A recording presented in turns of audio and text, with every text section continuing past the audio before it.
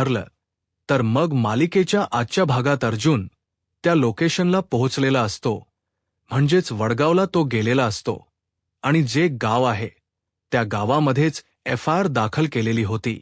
सोनलच्या आईवडिलांनी FIR दाखल केल्यामुळे ना आता परफेक्ट ठिकाण आणि आता बरोबर अर्जुन तिच्या रूमकडे पोहोचला होता आणि दार जेव्हा लॉक दिसतं तेव्हा मात्र आता इथे अर्जुन विचार करतो की हे काय झालं, आपण जो ॲड्रेस दिला होता तो तर हाच होता ना, असंही आता तो म्हणत असतो. तेव्हाच पोलीस सांगतात की हो, FIR जो ॲड्रेस होता तो हाच होता, पण आता आपण आजूबाजूला चौकशी करूया. मग आता दुसरीकडे आजूबाजूला चौकशी केली जात असते. आजूबाजूला जसं विचारलं जातं ना तसं मात्र आता म्हटलं जातं की बघा काय आहे ना, की लोक बरीच वर्ष झाले इकडून सगळं काही सोडून निघून गेलेली आहेत. त्यामुळे तुम्हाला यांचा पत्ता सापडणं खूप जास्त मुश्किल आहे.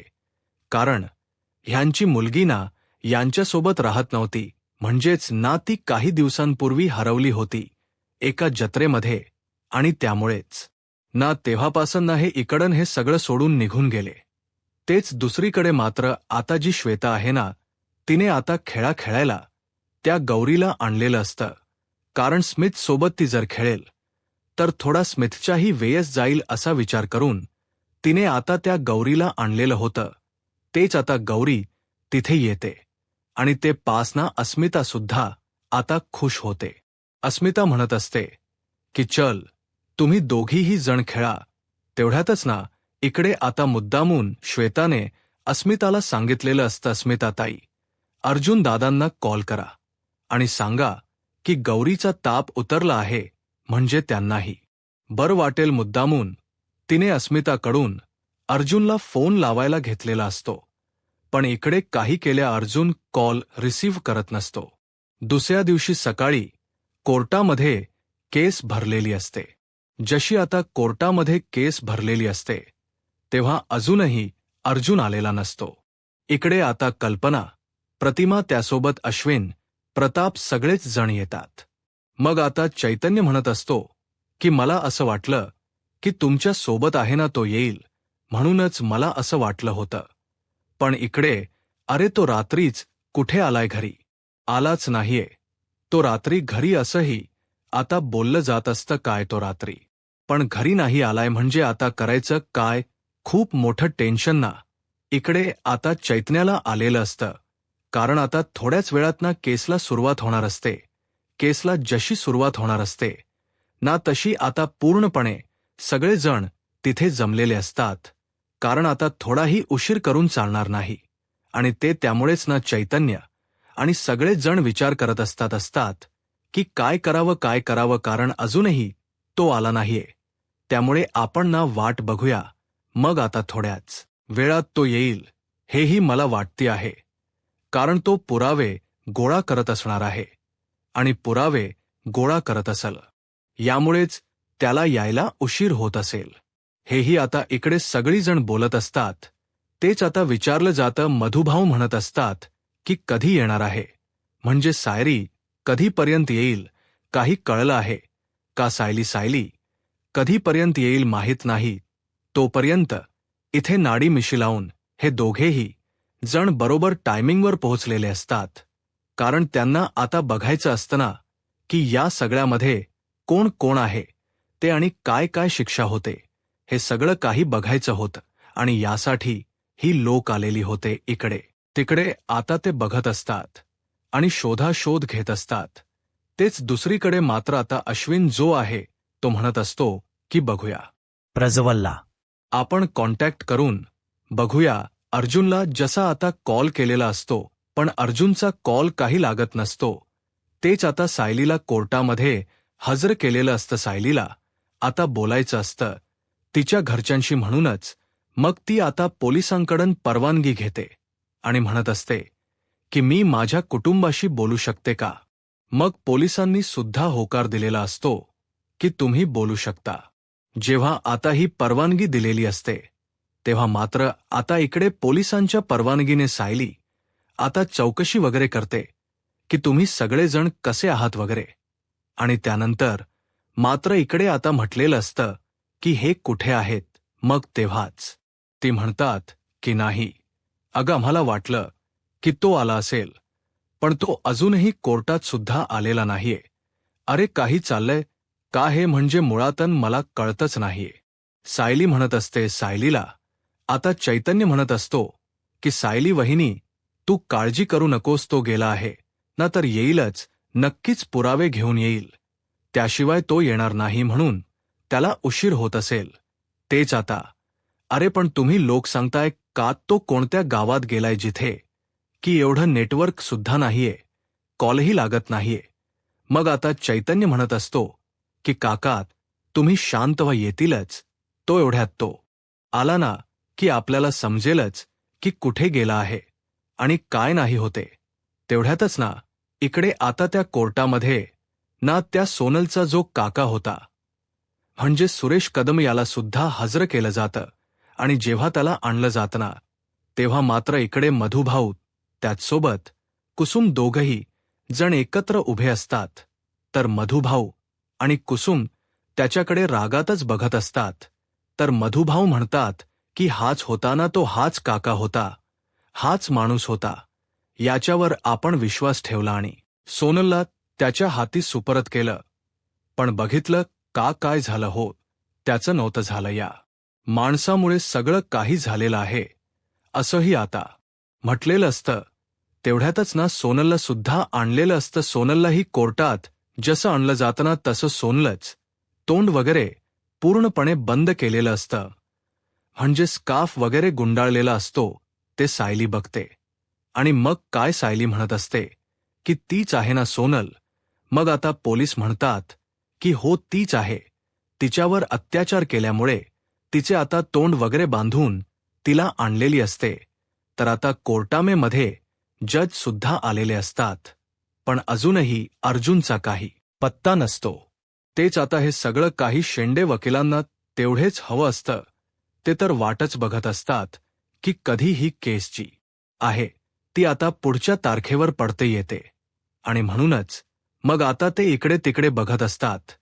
तेच आता दुसरीकडे पाहायला मिळत असतं की या सगळ्या काही गोष्टी होतात तोपर्यंत आता शेंडे वकील जे आहेत ते उठून उभे राहतात आणि ते आता म्हणत असतात की बघितलंत का, अजूनही तुम्हाला मी सांगतोय ना, ते आलेले नाही. म्हणजे आरोपीचे जे काही वकील आहेत ते अजूनही कोर्टात हजर नाहीयेत. त्यांना वेळेच जराही गांभीर्य नाहीये. पुरावे शोधायला एक वेळ असते, त्या वेळ अभावी त्यांनी ते शोधायला हवेत, पण अजूनही त्यांनी हजर राहिलेले नाहीयेत. याचा अर्थ तुम्ही तर समजू शकता. इथे आता कोर्टामध्ये अर्जुन हजर नाहीये, म्हणूनच आता प्रिया त्यासोबत महिप्त आणि त्याबरोबर श्वेता ह्या व्हिडिओ कॉलवर थोड्या गप्पा मारत असतात. तेव्हासन प्रिया ही महिप्तवर चिडत असते. महिपतला ती म्हणत असते की नक्कीच ना काहीतरी गडबड आहे, त्याशिवाय एवढं हे प्रमाण वाढणारच नाही. तुम्हाला मी सांगते काहीतरी गडबड आहे, म्हणजे तुम्हाला माहीत नाहीये, पण मला डाऊट येतोय त्या अश्विनवर. तुम्ही ना कामही धड करत नाहीये. लोक का अशी काम करताय मला कळतच नाही. जरा नीट काम केलीत ना तर सगळं काही व्यवस्थित होईल. मग आता प्रिया भडकलेली असते आणि प्रिया जेव्हा रागारागात बोलत असते ना, तेव्हा मात्र आता महिपत्तीला ओरडतो आणि महिपत्ती तिला म्हणतो की तुझं काय चाललं, म्हणजे तुझं ऐकून घेतो म्हणून तोंडाला येईल ते बोलशील का. बस कर.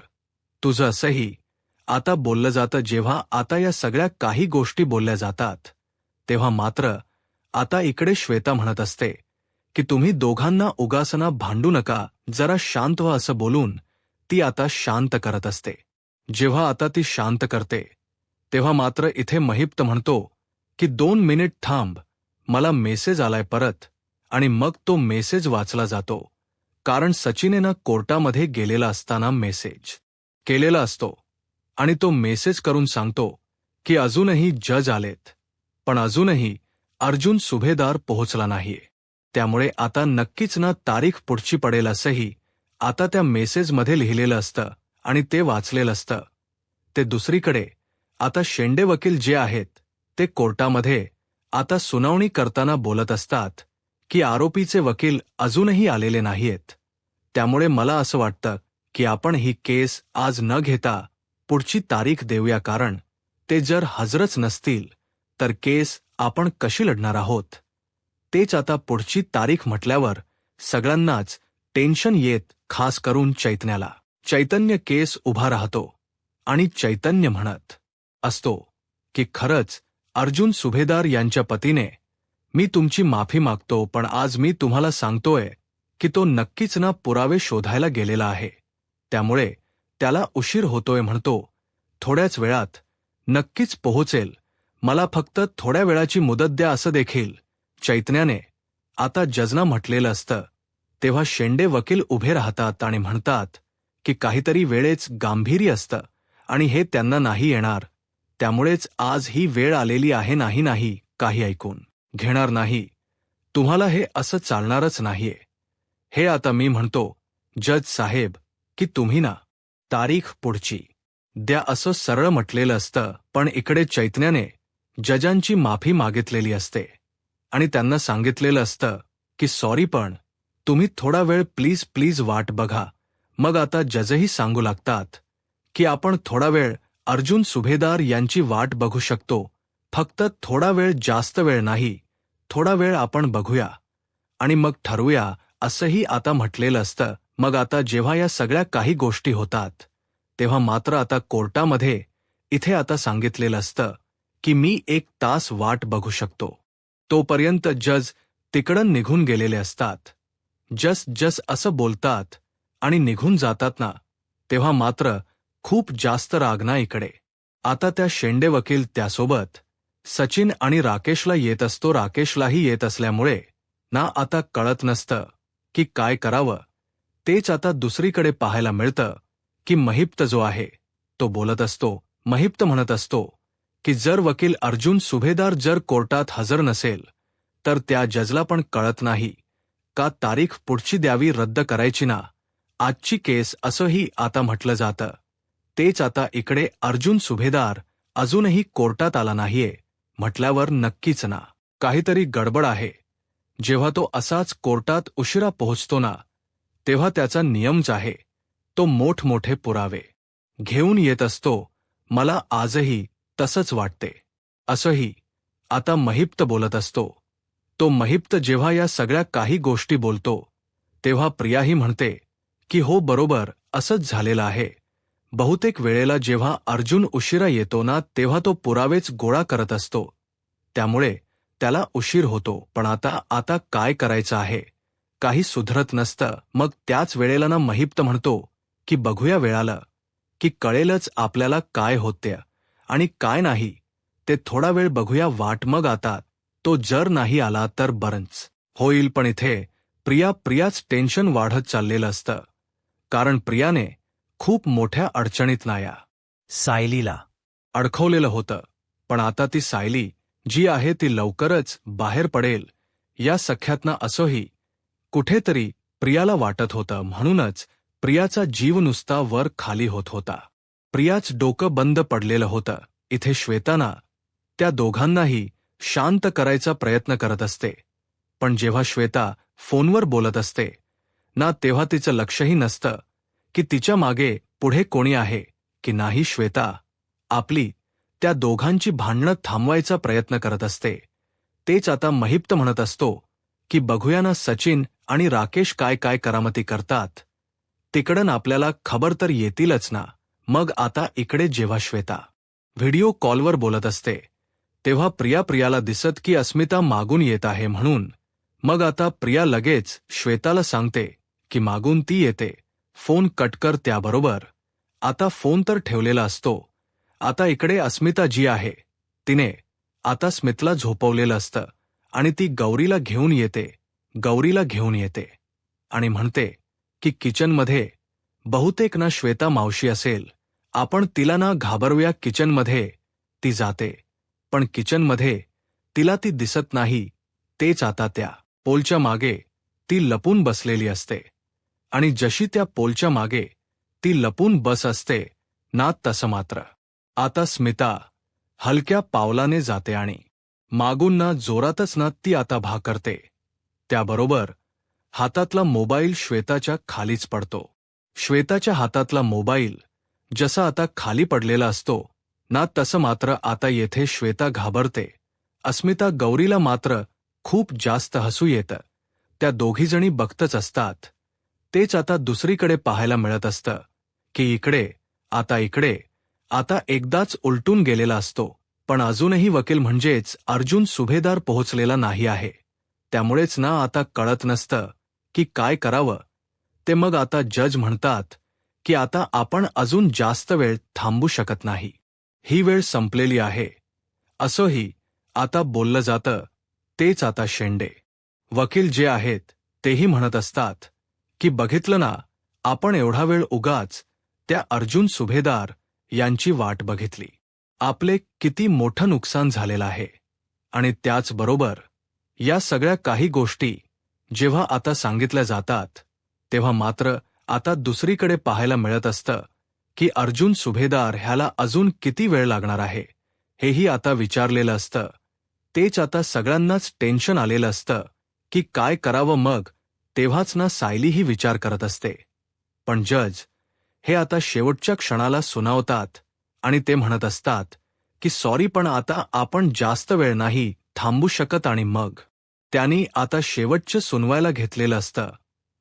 म्हणजेच आता त्यांनी शेवटचं सांगायला घेतलेलं असतं की आता आपण नाही थांबू शकत म्हणून. आणि तेव्हाच चैतन्य कॉल सुद्धा करत असतो. चैतन्य कॉलही करत असतो पण कॉल काही लागत नसतो. आणि त्यामुळेच ना टेन्शन येत असतं. कारण तेवढ्यातच तिथे ना आता दारावर हा अर्जुन आलेला दिसतो. अर्जुन आल्या तो आता सगळ्यांचीच माफी मागतो. सगळ्यात आधी जज यांची माफी मागतो आणि तो सांगतो की मी पुरावे शोधण्यासाठीच गेलेलो होतो आणि त्यामुळेच उशीर झाला. खरंच सॉरी असं बोलून आता त्याने तिथे कोर्टामध्ये हजेरी लावलेली असते. जसा आता अर्जुन येतो ना तसा आता सगळ्यांनाच आनंद वाटतो. मात्र आता शेंडे यांच्या चेहऱ्यावरच्या रेषाच बदली झालेल्या असतात. काय करावं आणि काय नको ना काही सुधरत नसतं. तेच आता दुसरीकडे पाहायला मिळत असतं की या सगळ्या काही गोष्टी या सगळ्या अशा झाल्यानंतर आता कोर्टामध्ये सुनावणीला सुरुवात होत असते. अर्जुनने आधी माफी वगैरे मागितलेली असते. तेच आता अर्जुनने माफी मागता क्षणी ना आता पुढे आता सुनावणीला सुरुवात होते. तेच अर्जुन आता म्हणत असतो की जे माझे वकील मित्र आहेत शेंडे यांनी माझ्या बायकोवर आरोप केले आहेत. म्हणजेच त्यांनी सरळ सांगितलं आहे की या सख्याच्या मागे माझ्या बायकोने मुलांची तस्करी केली आहे. लहान मुलांची तस्करी करून त्यांनी लहान मुलींवर अन्याय केला आहे. त्यासोबत त्या ज्या मुली आहेत त्या सुद्धा अल्पवयी आहेत हे सुद्धा आता बोललं जात असतं. एवढ्या सगळ्या जेव्हा आता गोष्टी बोलल्या जातात ना तेव्हा मात्र जे शेंडे वकील जे आहेत ते म्हणत असतात की अच्छा, म्हणजे तुम्हाला कळलेलं आहे. तर तेच आता सायली चकित होते. सायलीवर थेट ना अर्जुन आरोपच करत असतो. म्हणजेच आता तो तिथे सगळ्यांना बोलत असतो की बघा, तुमच्या समोर जे काही आहे ते सांगतोय मी. म्हणजेच सायली सुभेदार यांनी आतापर्यंत ज्या ज्या काही गोष्टी केल्या आहेत त्या तुमच्या समोर मी अशा पद्धतीने मांडतोय. म्हणजेच आता माझ्या वकील मित्राच म्हणणं आहे.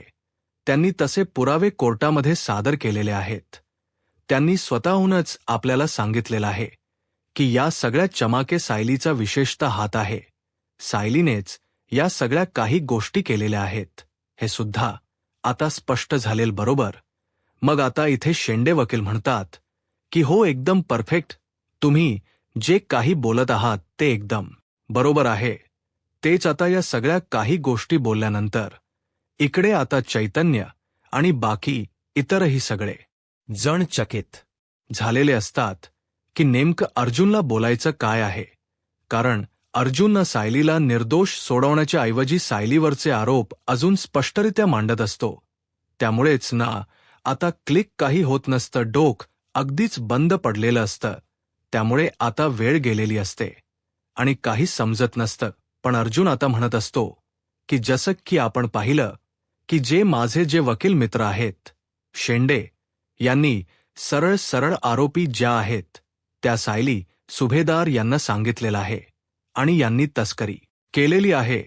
या लहान मुलींचा असा व्यवसाय चालवतात आणि पैसे कमवतात यांचं हे आधीपासूनच काम आहे. पण आता त्यांची वेळ संपलेली आहे असेही आता अर्जुन बोलत असतो. या सायली सुभेदार यांनी सोनलला आणि त्याचसोबत बाकी इतर मुलींना सुद्धा आश्रमातल्या अशा पद्धतीनेच त्यांना तस्करी करून विकलेला आहे आणि त्याचसोबत या सगळ्यातून अमाप पैसा कमवला आहे. हे सगळं काही सायली सुभेदार यांचं पहिल्यापासूनच सुरू आहे. पण आता त्यांचं हे सगळं प्रकरण आपल्या समोर आता आलेलं आहे. हेही आता बोललं जात असतं. जेव्हा आता या सगळ्या काही गोष्टी बोलल्या जातात तेव्हा अर्जुन हे सगळं असं का बोलतोय यावर मात्र आता कोणाचाच विश्वास बसत नसतो की नेमकं चाललंय तरी काय काहीच कळत नसतं. मग आता सायलीला तर अक्षरशः रडू येतं. सायली आता अर्जुनकडे बघते आणि म्हणते की अर्जुन, तुम्ही हे सगळं काय बोलताय. तेवढ्यातच शेंडे वकील उठून उभे राहतात आणि म्हणतात की अर्जुन सुभेदार, तुम्हाला तर आता बहुतेक कळलेलं आहे की ही केस तुम्ही हरणार आहात आणि म्हणूनच तर आता तुम्ही स्वतःहून या केसमध्ये पार्टिसिपेट करून स्वतःची हार जी आहे ती मान्य करताय. तर असंही आता जे शेंडी वकील आहेत ते अर्जुनला म्हणत असतात. तेच अर्जुन म्हणत असतो की माझ्या अशील म्हणजेच मी सायली अर्जुन सुभेदार यांच्यावर जे आरोप लावले गेलेले आहेत की यांनी लहान मुलींची तस्करी केलेली आहे, हे सगळे आरोप या शेंडे या वकिलांनी लावलेले आहेत आणि याबद्दलचे पुरावे त्यांनी गोळा करण्याची जराही तस घेतली नाही.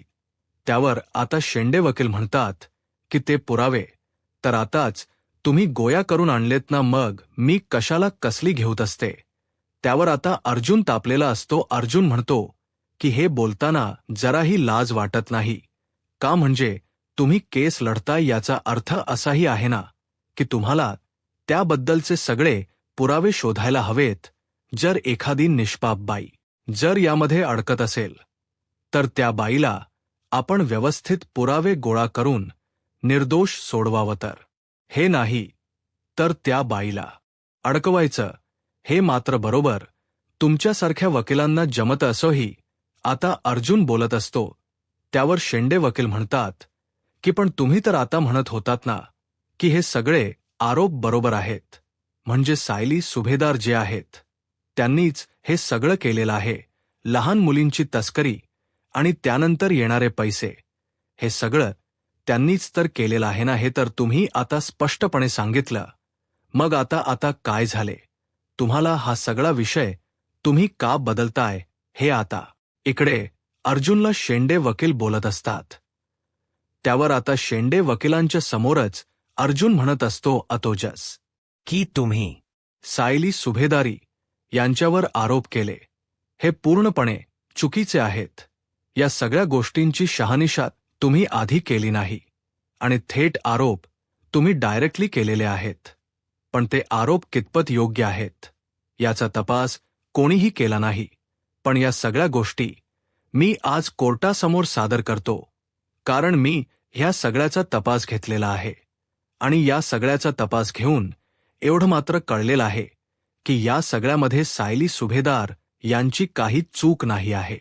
सायली सुभेदार या पूर्णपणे निर्दोष आहेत. त्याबद्दलचे सगळे पुरावे माझ्या हातात आहेत आता. आणि त्याबरोबर आता जेव्हा या सगळ्या पुराव्यांबद्दल अर्जुन बोलू लागतो ना, तेव्हा मात्र आता खूप मोठा धक्का असता इकडे आता सगळ्यांनाच बसतो. आणि आता सायलीला मात्र पूर्ण विश्वास होता की तिचा अर्जुनना तिची बरोबर सुटका करणार आणि आता हे तसंच झालेलं होतं. आणि त्यामुळेच ना सगळ्या काही गोष्टी अगदी मनाप्रमाणे घडत होत्या. इकडे आता असणाऱ्या सचिन राकेश यांची तर गोचित झालेली असते, कारण अर्जुनने परफेक्ट असे पुरावे आता शोधून आणलेले असतात आणि त्यामुळेच ना आता वाट लागलेली असते. तेच आता पुढील भागामध्ये पाहायला मिळतं की इकडे आता सोनलची सुद्धा स्टेटमेंट घेतली. जाते तेव्हा सोनल जी आहे ती सुद्धा आता खोट बोलत असते. ती म्हणत असते की जेव्हा मी आश्रमामध्ये आले होते तेव्हा ना मी सायली ताईला सांगितलेलं होतं की माझं वय 17 आहे. खरं तर ना म्हणजे माझं आधी वय किती होतं हे मला माहीत नाही, पण गुरुजींनी म्हणजे मी जिथे राहायचे ना त्या गुरुजींनी मला सांगितलेलं होतं की तू 17 वर्षाची आहे. आणि मी तेच आता सायली ताई हिला सांगितलं होतं. मग आता या सगळ्या काहीसोर मांडल्या जातात तेव्हा मात्र अर्जुनने कोर्टामध्ये पुरावे. यूट्यूब चॅनलला सबस्क्राईब करा आणि व्हिडिओ लाईक करा. धन्यवाद.